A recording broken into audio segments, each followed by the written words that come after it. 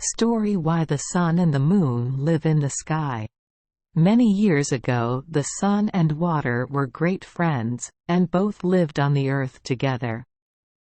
The sun very often used to visit the water, but the water never returned his visits.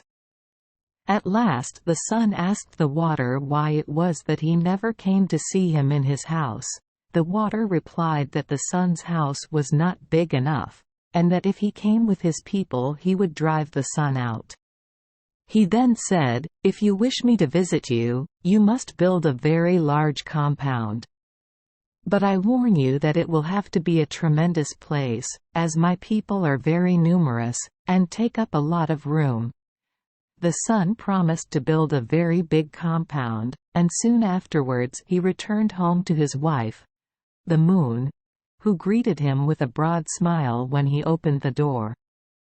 The sun told the moon what he had promised the water, and the next day commenced building a huge compound in which to entertain his friend. When it was completed, he asked the water to come and visit him the next day.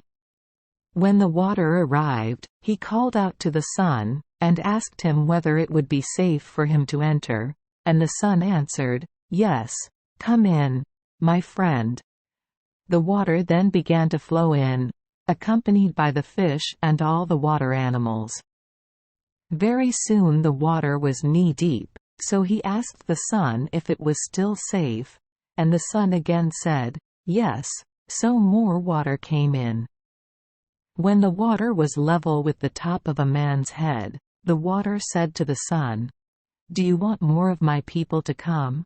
And the sun and moon both answered, "Yes," not knowing any better, so the water flowed on, until the sun and moon had to perch themselves on the top of the roof. Again the water addressed the sun, but receiving the same answer, and more of his people rushing in, the water very soon overflowed the top of the roof, and the sun and moon were forced to go up into the sky, where they have remained ever since. Thank you for joining us for today's fairy tale. We hope these stories bring joy and meaning to your day. If you love our channel, please hit the subscribe button so you won't miss any exciting tales. Wishing you a good night and sweet dreams. See you in the next story.